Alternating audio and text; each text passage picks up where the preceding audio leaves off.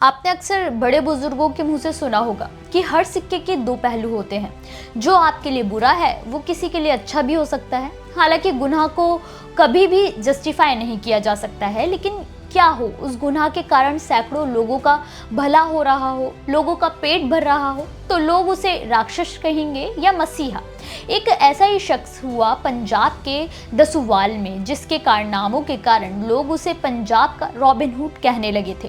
तो वही अंग्रेजी हुकूमत के नाक में दम करने वाले इस शख्स को अंग्रेजों ने सबसे बड़ा दुश्मन माना था। जी हाँ, आज भी पंजाब के रॉबिन हुड के नाम से फेमस जगत सिंह उर्फ जग्गा जट्टा की वो कहानी, जब उन्होंने असली रॉबिन हुड की तरह अमीरों को लूट कर गरीबों को देना शुरू कर दिया था, लेकिन फिर भी वो एक कुख्यात डाकू कहलाया। अपने इस वीडियो में हम पंजाब के गरीबों के मसीहा जग्गा डाकू के बारे में जानेंगे, जिसे अपनों के धोखे के कारण ही मौत मिली थी, वरना तो अंग्रेजी हुकूमत कभी उसे पकड़ नहीं सकी थी। क्या है जग्गा डाकू की कहानी, आज इसी के बारे में जानेंगे। नमस्कार, मेरा नाम है मोहिनी और आप देख रहे हैं नेटरिक पंजाब। 1920 के दशक में पंजाब के कई इलाके डकैती के खौफ में जी रहे थे। गांव के अमीर जमींदारों को हर वक्त ये डर लगा रहता था कि गांव में कहीं जग्गा डाकू ना आ जाए। कितनी भी सुरक्षा रहती थी, डाकू का झुंड आता और लूटपाट करके हवा में गायब हो जाता। इन डाकू का नेतृत्व कर रहा था जग्गा जट्टा उर्फ जग्गा डाकू, जिसको उसके जा नाम से शुरू होने वाले अक्षर के कारण ही धोखे से मारा गया। पंजाब के लाहौर जिले के बुरजरण सिंह ब्रिटिश पंजाब में माखन सिंह और भागन की 7वीं संतान के रूप में जन्म हुआ था। जगत सिंह का मूल रूप से पंजाब से दासूवाल के रहने वाले एक विर्क परिवार में जन्मा था। ये बालक माता पिता की पहली 6 संतानें जन्म लेने के तुरंत बाद मर गई, तो 7वीं संतान की रक्षा के लिए दंपत्ति ने सोडीवाल गांव में एक संत की सेवा की और संतान की रक्षा करने की अर्जी लगाई। संत ने उपाय बताया कि बच्चे के जन्म से पहले एक जीवित बकरा खरीदें और जब बच्चे का जन्म हो तो उसे तुरंत बच्चे को छुआ देना। साथ ही चेतावनी भी दी कि बच्चे का नाम जा से मत रखना, क्योंकि ऐसा होता है कि उसकी मौत धोखे से होगी। बच्चे के जन्म के बाद जैसे ही बकरे को छुआया गया, बकरे की मौत हो गई, यानी कि मौत को यहाँ धोखा दिया गया था। संत की चेतावनी साफ थी कि जा से नाम इस धोखे को फिर से सामने ला सकती है, लेकिन इस चेतावनी को माता पिता भूल गए और बच्चे के चाचा ने नाम रख दिया जगत सिंह। जगत जब काफी छोटा था तभी पिता का निधन हो गया, जिसके बाद जगत की माँ और चाचा ने ही जगत की परवरिश की। घर में किसी चीज की कमी नहीं थी।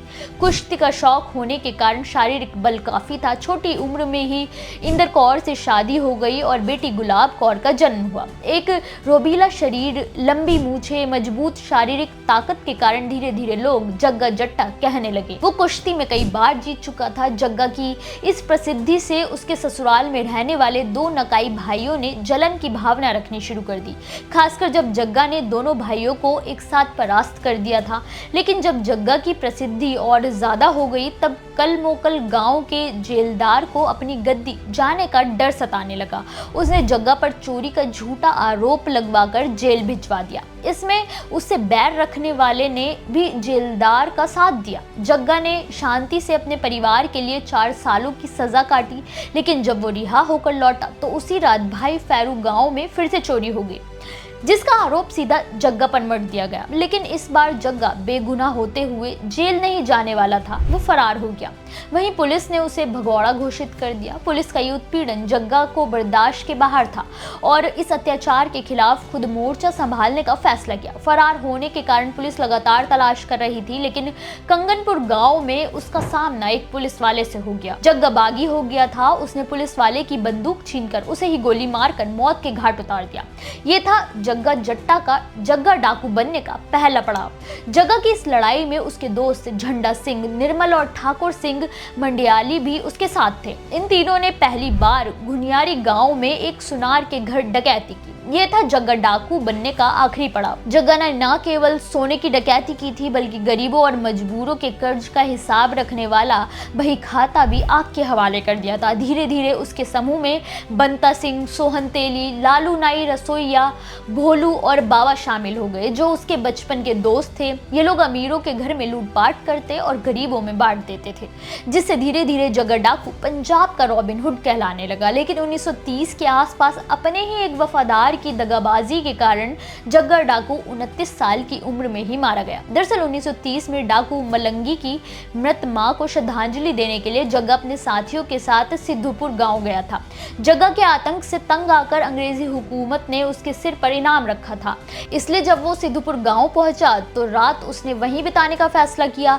रात के समय जग्गा ने अपने रसोइये से खाना बनाने को कहा, मगर रसोइये ने खाना बनाने से पहले जग्गा को शराब पीने के लिए मना लिया। जग्गा अपने दोस्त बंता के साथ शराब पीने में व्यस्त हो गया और दूसरी तरफ लालू रसोइये ने अपने कुछ भाइयों को बुला लिया। केवल इनाम के लालच में उसने नशे में धुत जग्गा पर अपने भाइयों के साथ मिलकर गोलियां चला दी। किसी ने नहीं सोचा था कि जिस जग्गा को अंग्रेजी हुकूमत तक नहीं पकड़ पाई वो अपने ही वफादार के हाथों मारा जाएगा। और इस तरह से सिर्फ 29 साल की उम्र में पंजाब का रॉबिन हुड मौत के मुंह में चला गया। जो बड़ी से बड़ी गोलियों से नहीं मरा, उसे धोखे ने मारा। आपको जग्गा डाकू की ये कहानी कैसी लगी हमें कमेंट करके जरूर बताएं।